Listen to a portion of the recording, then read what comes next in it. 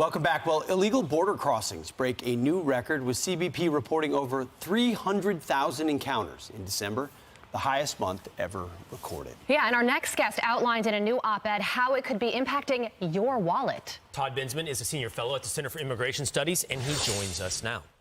Todd, tell us how this crisis, which is a crisis that has been acknowledged almost by everyone except for the President of the United States, affects everyone's wallet. Well, for one thing, they're not just coming here on their own dime. The United Nations, it turns out, is spending hundreds of millions of dollars in cash handouts, food, shelter, something called humanitarian transportation, really every human need that is required to make the long journey through Latin America, Central America, and Mexico. And who pays the UN? Who's the UN's major funder? It's the U.S. taxpayer is paying for this.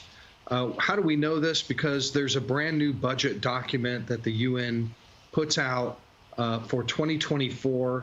They're going to spend $1.6 billion to help 3 million illegal immigrants move through 17 different countries of Latin America and the Caribbean and Mexico. And that includes $370 million in cash cards, debit cards, $25 million in transportation assistance to help them move through. And the budget document also clearly shows that they are witting, that they know that these are illegal immigrants and that they are moving illegally through their own member states. And they're using 248 NGOs to help hand out the cash. So go ahead. Well, Todd, I was going to say, first of all, the UN is 0 for 2 with us this morning. But this money is supposed to go to legitimate asylum seekers. What's the vetting process like? That's a big mystery, but you know, I've been down at the border. I've been to these way stations. I've interviewed the illegal immigrants who are receiving this. I've had them show me their debit cards, the whole thing. They say that it's for the most vulnerable, but you know, they're planning to hand out debit cards and cash equivalents to 624,000 illegal immigrants in 2024. None of them look particularly vulnerable to me. I mean, a lot of them are grown men, they're adults. They don't seem weak or sick or anything like that. They say it's for the most vulnerable, but I don't see it. I'm sure there are some vulnerable people that are receiving this cash aid, but I also think that they just want to help as many illegal immigrants as possible move to the United States. And they know it, and they say it in the budget document, which is linked in my New York Post and the Center for Immigration Studies piece that I published on this matter. I think you're exactly right. There's an agenda there. So just to be clear for our audience, we're funding the UN. The UN is funding people in Central America who they deem to be vulnerable, even if they're not vulnerable, to make the trek to the United States with our taxpayer dollars. There's a little bit of irony there. Yes, and some Republicans have been angry about this ever since it was revealed that we're just handing out all this cash along the way, that our United Nations is doing this. Look, a lot of the money is earmarked by the White House, by the State Department, and goes straight to the United Nations High Commission on Refugees, UNHCR, and the IOM, the International Organization for Migration. That's the pass-through, but there's 15 other UN agencies that are involved as well. Wow. Well, Todd, thanks for doing the spade work on this. Illuminating. We're gonna dig in even Thank you, more. Todd. Scary. Thank you. Thank you, Todd. Thank you. I'm Steve Ducey. So the growing economic impact of Biden's border crisis. A new report from the Center for Immigration Studies show nearly 3 in 5 illegal immigrants households are on taxpayer-funded welfare support. Steve Camarata is the research director at the Center for Immigration Studies, and he joins us now. So 60% of the folks that are coming here illegally are being supported by the taxpayer. So what happened to all of these folks saying they're giving to society?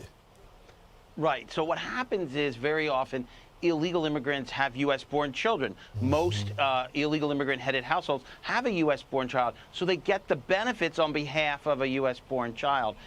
The reason that they qualify is because they're so poor. And the reason they're poor is that most, but by no means all, illegal immigrants tend to have very modest levels of education, so they do work. This is not because they don't work. This is because they work, but they make very low income. And I think what a lot of people don't realize is if you work but make low income, you qualify for everything from food stamps to free school lunch to the WIC program to public housing to the earned income tax credit. So working doesn't preclude welfare use. And what we're seeing is a lot of illegal immigrants do find jobs, but they're poor, and so they, and often their children, qualify for these programs. Steve, it shouldn't be a surprise to us, though. These folks are coming to the country illegally, so they don't have the proper documentation. Many of them don't speak English, and many of them are paid under the table. And the reason why they're paid under the table is because it's cheap labor.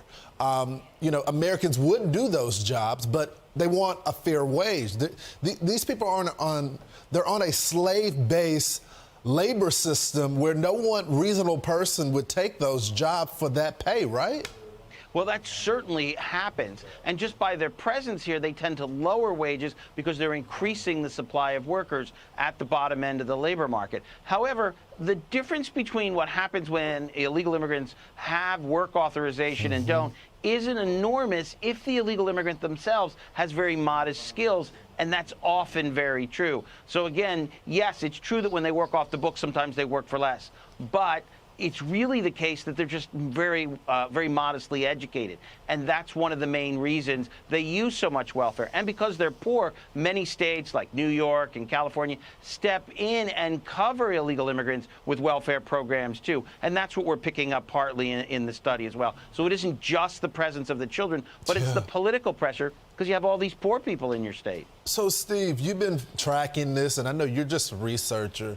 Do you see any appetite in Congress to get something done? Because there's a magnet. If you're looking at this program or these programs and you're saying, look, 60% of us have a shot of being on this, you'll keep coming to the country. Right. There has to be some effect for this, right? However, I do think it's fair to say most illegal immigrants come to America not so much to get welfare, but to work.